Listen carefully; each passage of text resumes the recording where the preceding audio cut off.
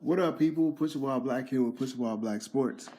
And I wasn't going to do a video like this yet, but apparently the NBA has laid the smackdown, sort of, on the Bulls and in regards to tanking, which they should, because last night's game was ridiculous. And they have issued a warning to the Bulls in regards of tanking. Now, this article is by Chris Barnwell, and it's from CBSSports.com. The NBA reportedly warns the Bulls about tanking and resting healthy players too often. The Bulls, have been resting Justin Holiday and Robin Lopez, which apparently isn't okay with the NBA. Okay, so we're going to go to the article now.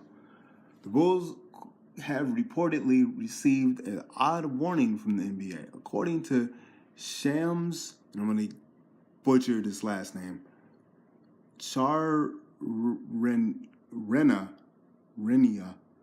of Yahoo Sports, they have been told by the NBA they have been resting healthy players too much. In other words, Chicago has been tanking too blatantly, and the NBA wants the Bulls to cut it out. Too blatantly, and the NBA wants the Bulls to cut it out. This means playing Robin Lopez and Justin Holiday more often. The NBA has said in the past that if it felt teams were not trying to win or resting players unnecessarily, then they will be willing to fine them. This wasn't a fine, but if the warning isn't heeded, then a fine is likely coming the Bulls' way. This is the NBA's latest attempt to reduce tanking, or at least make it less obvious when it occurs. The NBA wants teams to put their best players on the floor at all times. Rest is okay, but resting healthy players too much or at inopportune times can be seen as bad for the league. The NBA has reacted similarly in the past when contenders rest multiple healthy players on the night of a national TV game. NBA Commissioner Adam Silver's no-nonsense stance on tanking will only continue when we move the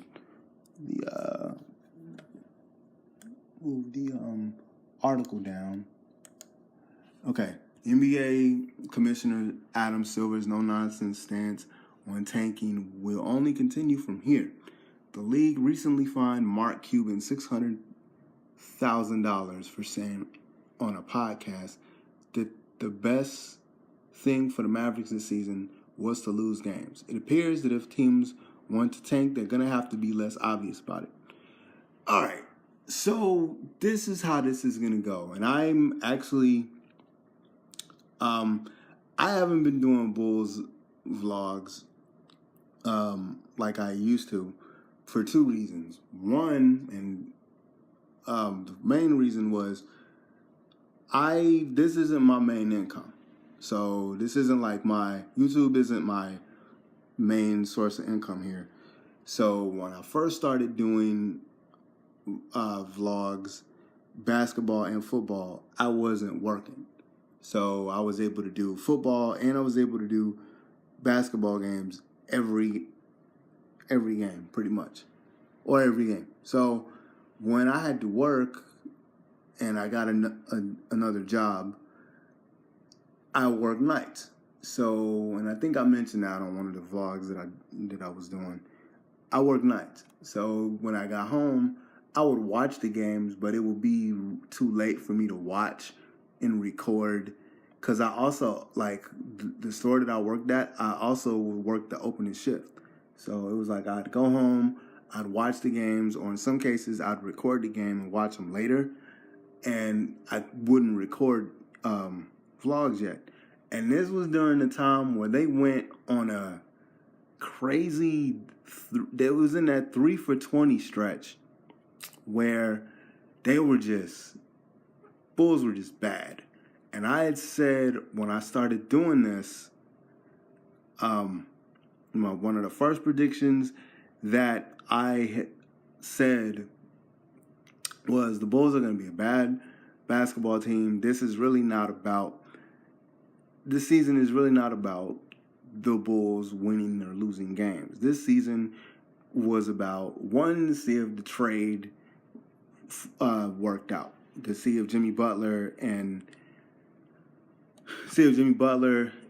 leaving and the Zach LaVine, Chris Dunn, Lauri Markkanen trade, because he was part of that deal too. The pick was anyway, to see if that system would just see if those group of guys would work out well.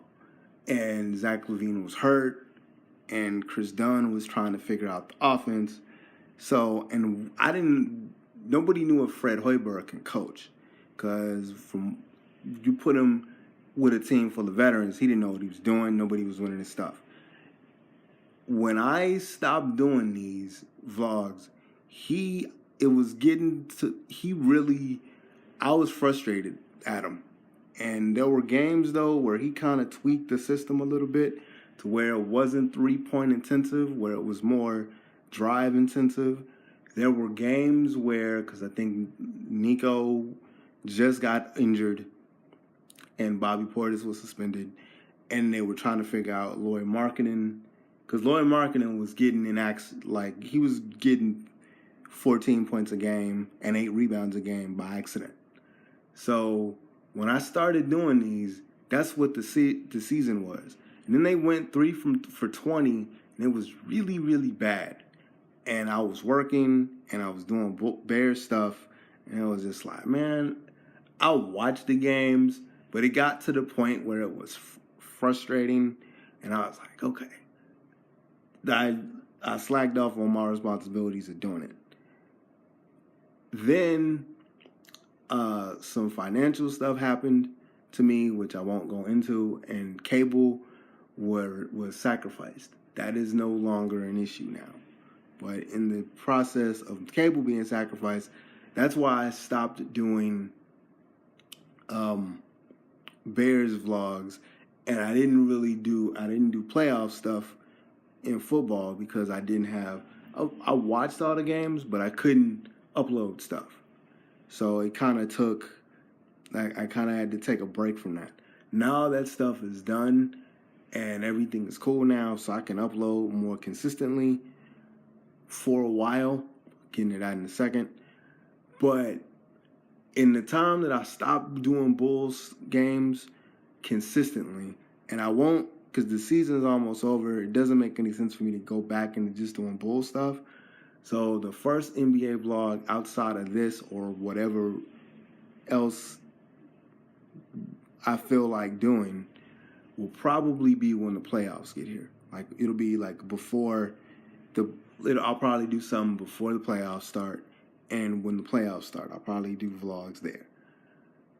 So, but I had to talk about this because in watching the Bulls, and this is really, really stupid with the media here, this team was never about the draft pick. This team the Bulls were going to be really, really, really bad anyway.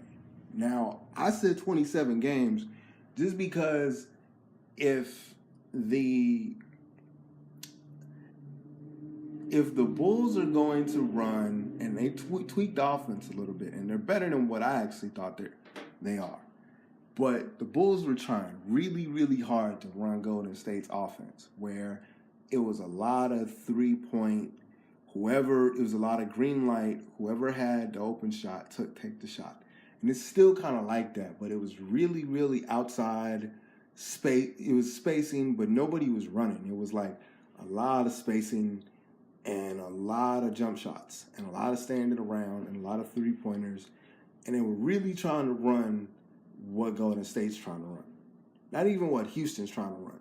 They were trying to run specifically sets that Golden State was trying to run, and you don't have the shooters for that. He tweaked the offense a little bit to where it's more athleticism, and you're running around and you're doing stuff, and they're still shooting threes, but it's not as crazy as it was. And I said they were going to win 20, because everybody else at the beginning of the season said they were going to win 20 games. I said they were going to win 27 games because that system is going to shoot you into some games. Justin Holiday is going to shoot you into some games. Zach LaVine, when healthy, once he gets comfortable in the system, which we're finding out now, he can shoot the three. You have 3-point shooters. I think Nick, like at the time when I made the 27 game prediction, Nico, I expected Nico to be back because I didn't think there would be, because I said they should trade Nico and they should trade Bobby Portis anyway because Nico and Bobby Portis are role players. Now they traded Nico only after Nico showed that he can actually run what Fred wants to run and he can actually like shoot.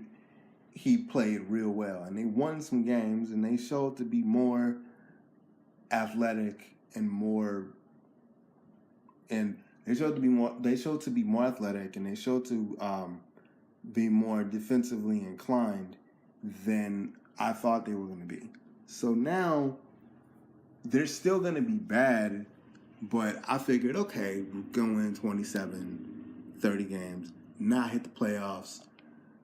But now Mark Cuban got fined a couple weeks ago for saying on a podcast that they're gonna lose games. They're actively tanking. They're like, because I honestly thought I honestly thought the Mavericks were gonna challenge for the 8th seed in the play. Because when the Mavericks finished out last season, they finished 10th. Yogi Ferrell was good. Seth Curry found a spot. You know what I'm saying? When healthy, Wesley Matthews and Harrison Barnes are decent. You got Dennis Smith Jr. You know, there's a team there.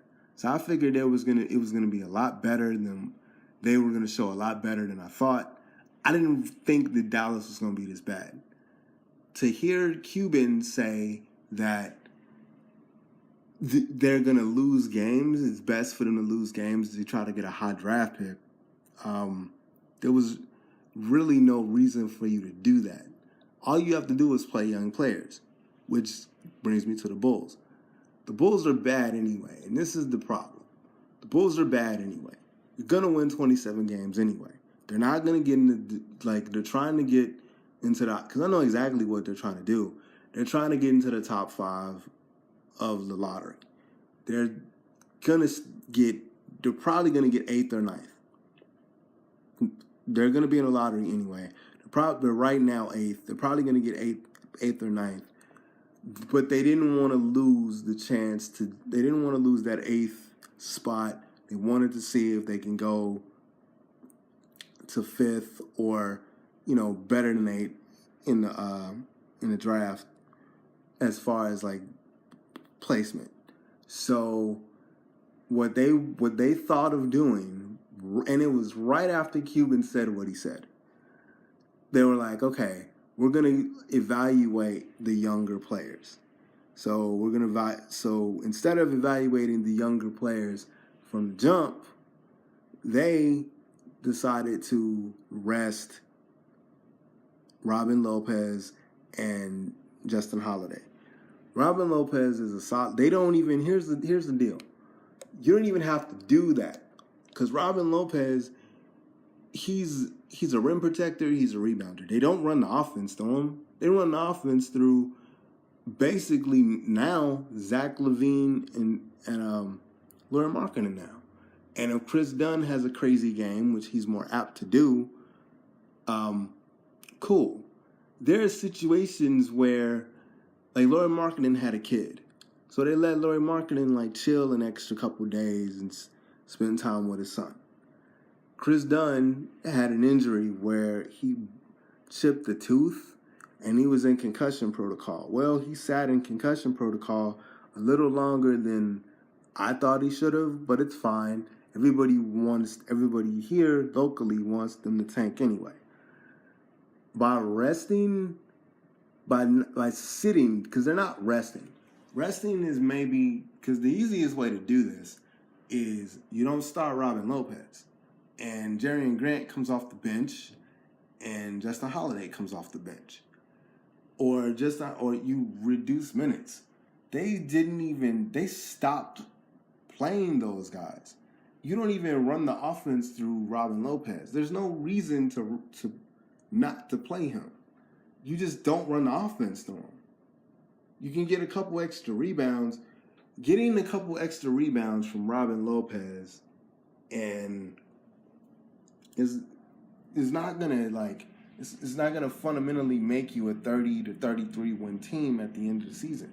But what's happening is when you have Cristiano Felicio against Dwight Howard, and he can't defend, and Dwight Howard's just jumping over everybody, and you have Bobby Portis starting now, and he's not a defender.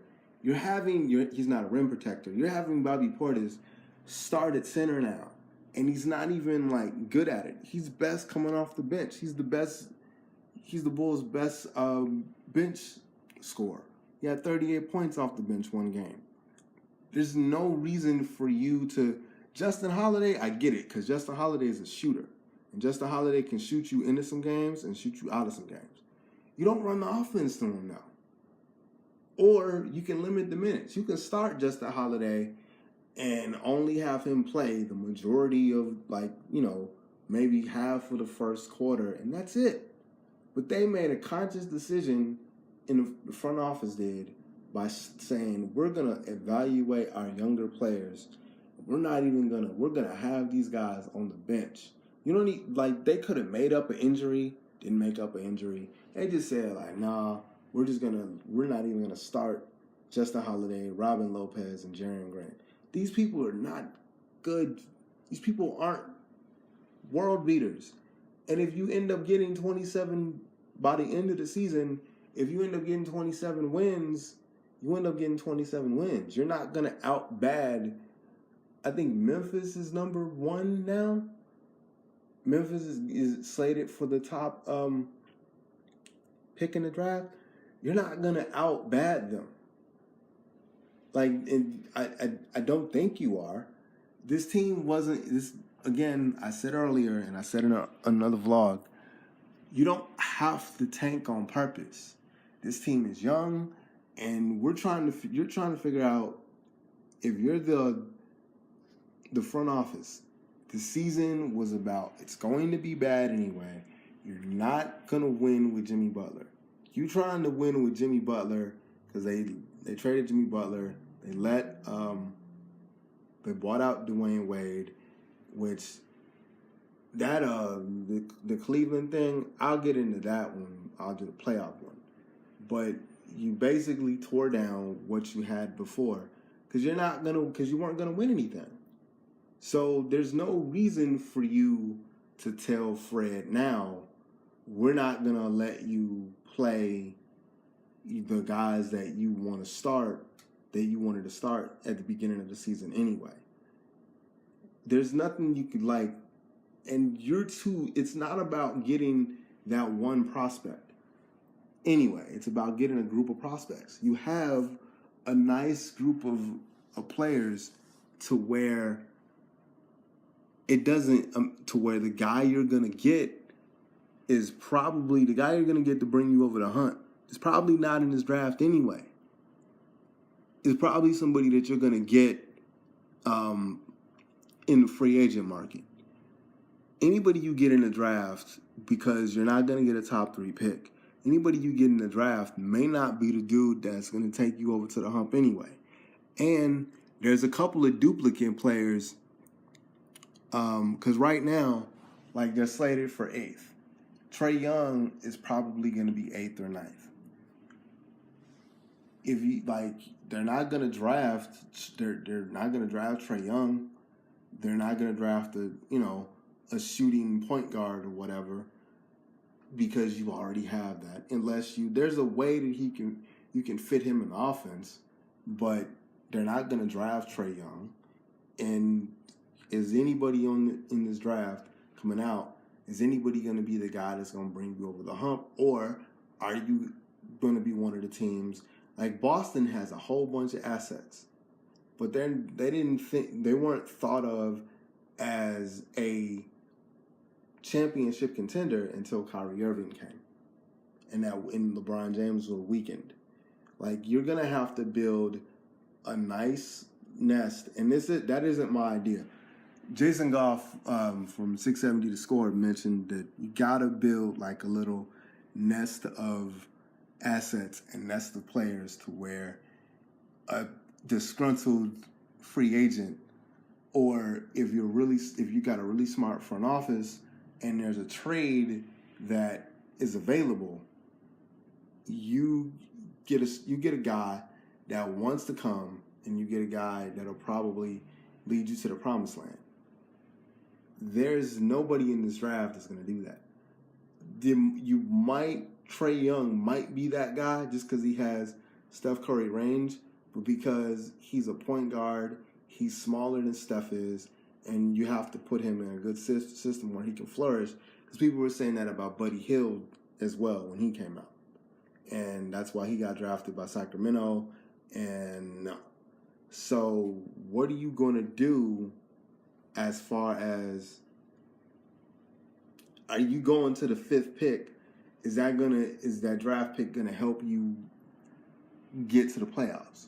When you just play the best players you can. Like, I watched the Mavericks game and I watched the Boston game because I've been watching even with my cable being out, I've been watching like the local games here, and the cable is just on. So I'm getting a chance to see like more national stuff now, and I'm getting a chance to see, the cable only games here. I watched the Boston game. Bobby Portis looked lost as a starting center. He's not a center. He's not a rim protector. He's not even that much of an energy guy. He can be when he gets excited and you get him rolling, but he's not that energy guy that's like jumping over the gym and jumping over people. That's not what he does. He can do that. He can defend a little bit. He can shoot the three. He can stress the floor. I wouldn't make him like, just a dominant like stretch four. He's perfect for what he does now. He's a bench player. He will be a bench player for the Bulls. He's best off the bench. He's best as energy guy off the bench. There's no reason to have him start when like the whole lineup looked lost yesterday. And what they said was, because they're setting the plan up as every 5 games they're changing the lineup for the last few games of the season. Every 5 games is a different lineup. That doesn't help with consistency at all. And guys don't know what they want to do. Guys don't know if they're going to play. So I'm very glad that the NBA told them, look, man, play your veterans. They basically said play your veterans. And they're saying you're doing it too much. Like they don't even have to like play them. They don't even have to start them. They can just have them come off the bench. Just don't make it so damn obvious that you're trying to tank. And it doesn't even, you don't even know if it's going to work out because, and this is the argument that I've been hearing in local media here, that this is going to be one of them seasons where it's an anomaly. So you get the lowest draft pick possible. There's no reason to do that unless you're trying to go for the top 3. They were too good in December and January because they went on a 2010 run in like December and mid-December or January where Nico was snapping off, Chris Dunn was snapping off as far as like putting up crazy numbers, and they had a too good of a winner to be like, okay, we're going to be a top 3, top 5 draft pick. You're top 8. What does that mean? That means you have to be really, really smart as far as scouting and drafting people. And you got 2 first-round picks. Because that Nico thing, which props to Paxson and Gar Forman, that Nico trade, I didn't know that was going to happen because the way it started very poorly. apparently, but they ended up fixing it, and they got New Orleans first round pick, and was able to, and they're gonna get theirs. Put your best players out there and ball. That's all you have to do. So, anyway, that's my opinion on the article and the Bulls tanking. You're not good enough. You're not bad enough to be a top 5 lottery team. You're not. So, play what you can. Play the best you can. Play Justin. Well, I would have Justin Holiday come off the bench just because Zach LaVine is a 2 and Chris is the starting Justin Holiday over Zach LaVine is dumb. Just dumb. But they're sitting them down. They're not even in the rotation.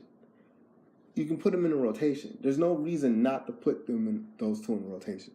And Robin Lopez is a rim protector. They don't even run the offense to him. I can understand if he was if they were slowing down the game and he was putting up 20-10 numbers every game.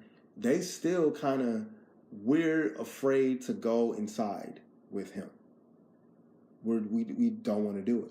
So there's no reason for you to sit them anyway and make it look like why are they sitting healthy people? You're basically sounding the alarm that they're tanking. And people are like, well, this is the only year you're going to be able to do that because of the lottery changes. That means if that was going to be the goal, which you couldn't really do anyway, because part of this season, again, was to see if Fred Hoiberg knew what the hell he was doing. So as long as your season was Fred Hoiberg we need to find out if Fred Hoiberg can actually coach, and we found out that he actually can. You have to give him some credit for games that they won, and in some cases the games they lost being real close. They went on a run where they were 3-20, and they went on a weird they went on a weird winning streak where they won they didn't win 20 games, but they won 10 games or something crazy, because I think they're 20 games. They won 20 games this season. So I think they had a crazy win streak in January, in late December, January. So Fred can run his offense.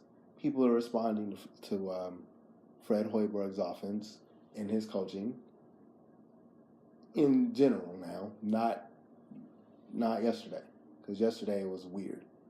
But people are responding to what he can do, what he's running, and how he coaches. Let him coach. The NBA is basically saying okay, that's not cute anymore. Play better. The league knows you can play better. There's no reason for you to do that. So anyway, that's it, y'all. So I'll probably won't be doing consistent Bull stuff. I'll probably do a couple of vlogs before the playoffs start. But yeah. And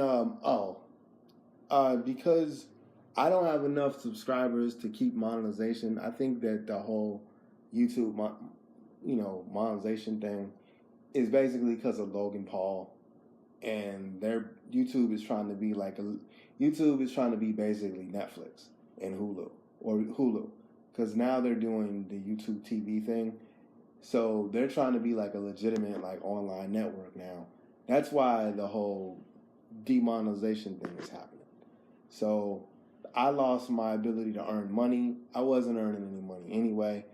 So probably what's going to end up happening, just because it's easier for me to do the videos this way, is and I have some other things I have to do. I probably am going to end up continuing the YouTube channel, even though I'm not earning any money on it. And I still want you guys to subscribe, and I'm still going to I got my Facebook, I got my Twitter, I'm building a little bit something on Instagram because of the art and stuff, and some of the cards. But probably what this is going to end up being next year, unless I get like crazy numbers in the next few months, is I'm probably going to end up moving this over to SoundCloud and iTunes, because there's no, and here's the thing, I never really thought of doing this YouTube thing as a money-making avenue, but if sponsorships happen because you have a good following, and if I don't get a good following, like if sponsorships happen because you have like millions of subscribers, and while I'm building my YouTube channel, I can't get any money, and YouTube's been having a weird thing with me anyway, because every time I do, which is why I'm not really mad about me getting kicked out the partnership program. I'm not going to explain what the partnership program is, because if you have a YouTube channel and you're on here, you should already know what it is. And if you know anything about YouTube, you should already know about the demonetization platform that YouTube did in January anyway. So I didn't hit the threshold that they're talking about as far as subscribers, so they kicked me off the partnership. So I'm going to keep doing videos just because I like doing videos and they're easier to do. And then, like I said, I'm probably going to end up moving this to a podcast platform to where it's just strictly audio, but that'll be, and then still kind of use YouTube. I don't think it'll ever go away just because I got random thoughts and YouTube is just easier. So, but I'm not mad about that at all, because I wasn't, the viewership that I had, the subscribership that I had wasn't really that serious. Like I had like a nice group of people. I had about like a nice set of people that always watched. I'm part of a couple of Facebook groups that always like follow my stuff, but I didn't have the subscribers. I had a lot of views, but I didn't have a lot of subscribers. And it's basically because I think it's because the way the platform is, and I don't use clips on my stuff. And I'm not claiming that, I'm not hating on the people that use like clips and everything, but YouTube is real weird about like fair use and using a copyrighted material. So I've been really, really apprehensive about using like video clips of like games and stuff, or video game stuff. So I've always done the audio thing, and then I've done like a good entry card, a good title card to go along with the video. So I don't know. It doesn't bother me. So anyway, Pusha Wild Black out. I'll let y'all later. Peace.